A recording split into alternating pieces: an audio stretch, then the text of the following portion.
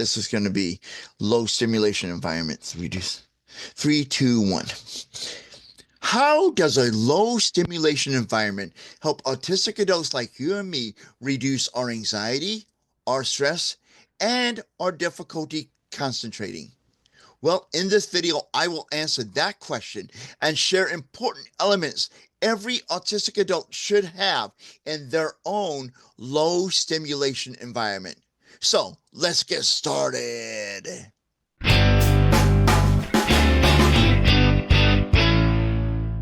Hey, Define Yourselfers. I am the Confident Autistic from theconfidentautistic.com.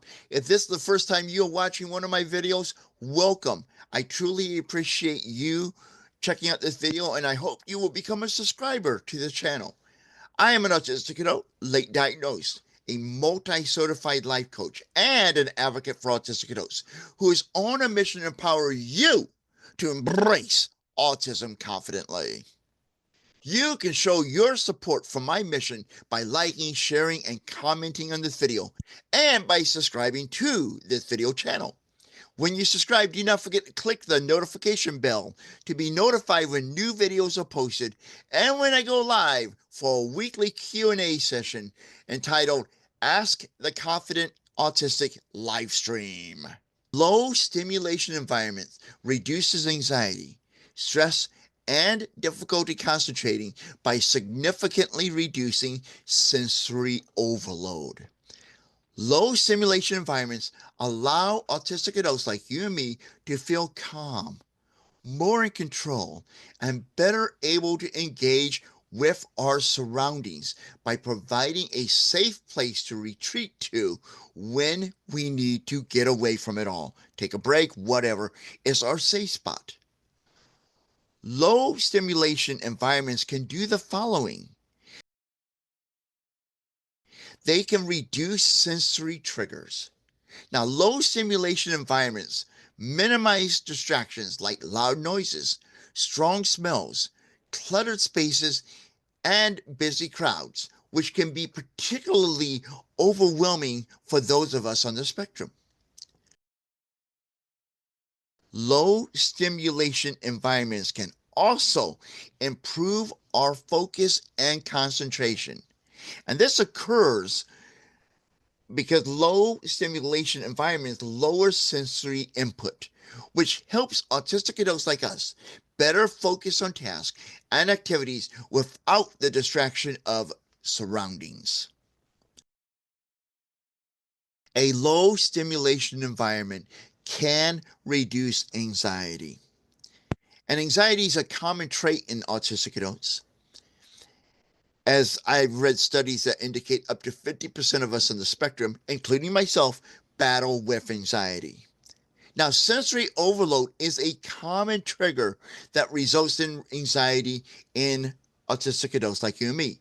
Therefore, a calm and predictable low stimulation environment can help alleviate this stress, which will alleviate the anxiety that we may be experiencing.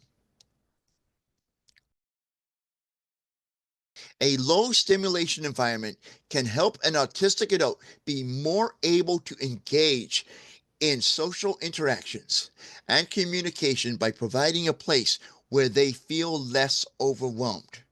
Now, if you're creating your own low stimulation environment, you can't take that with you. And not every place you go to where you're going to be interacting with people is going to be a low stimulation environment. Let's be honest. I mean, there's parties, there's restaurants, there's family gatherings, there's church activities, whatever it is. They're not going to, most of them are not going to be low stimulation environments. I can almost guarantee you that. Therefore, not every conversation can occur in your personal low stimulation environment. However, using your low stimulation environment before and or after engaging in conversations may improve your engagement with others via communication and may improve your ability to interact with others. And the reason for this is, I kind of do this myself.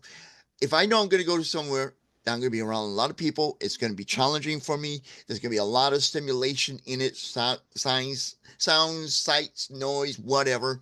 I will retreat to a quiet space, my low stimulation environment, before it so I can get my energy level up. And I know afterwards I get to retreat back to it.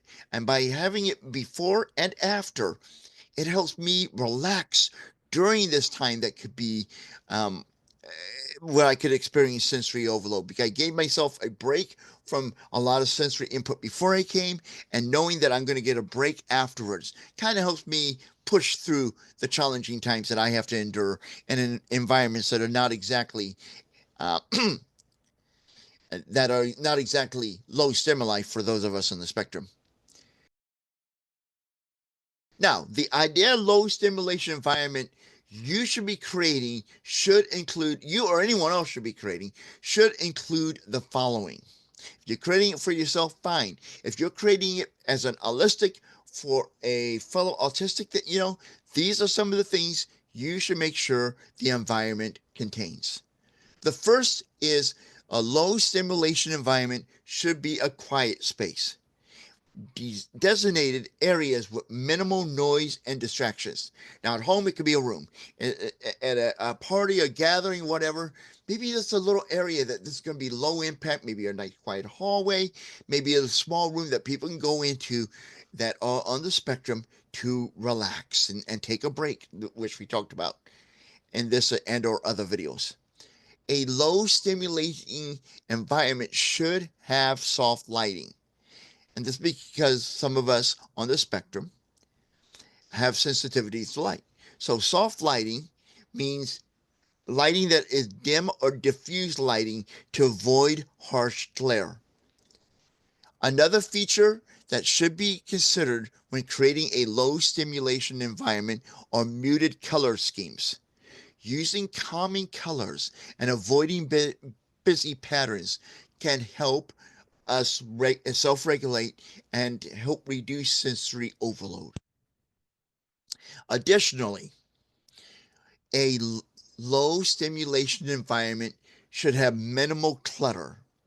This means whatever the low stimulation environment is, whether it be in your home or somebody creates it for you, you're creating it outside of your home, you should be keeping that space well organized and uncluttered. A low stimuli environment should contain, that is, pleasant scents or scent-free zones. Because avoiding strong or overpowering smells is key, because some of these strong or overpowering smells can cause sensory overload for some of us on the spectrum. And last but certainly not least, a low stimulation environment, that is, should contain predictable routines. Now, that's not something physical that you could do to a room or an area, but in this low stimulation environment, there should be predictable routines. And in this area, you might want to have a consistent schedule. Let's say it's at your house, okay? You have a consistent schedule. You come in here, like I work from home, okay? You come into that space at the same time each day, and you turn on the light, you do these things in a consistent order, and at certain times you do things, whatever it takes. Or it could be consistent routines or activities. Actually, I mean activities, which could be, this is my low stimulation zone. This is where I'm going to practice or engage in my self-care. I'm going to take a break. This is the only reason I use this space in my house or this space wherever I'm at. It's for self-regulation. That's an activity. And this all will help reduce uncertainty. That's one of the points of having a low stimulation environment, because everything in there is going to be, it won't be all that clutter, won't be that bright and all, and you know what's in there, and there's not going to be that many things that you can be like, I wonder what that's for. Why is that over there? It helps with reducing uncertainty, which can help with reducing stress and anxiety and allow you to focus better. Now it's your turn. If you were creating your idea low stimulation environment, what would you include? Share your thoughts in the comments on this video. Now, I may not be able to respond to every single comment, but rest assured, I do read each and every one of them, as well as every comment posted in our Facebook group, Autistic Adults Embracing Autism. A link to that group, as well as a link to a free resource of affirmations for autistic adults.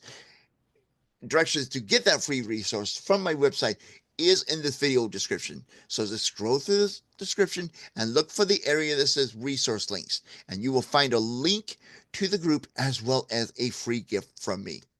So until next time, this is Chris Mitchell, aka The Confident Autistic, reminding you that now is the perfect time for you to embrace autism confidently.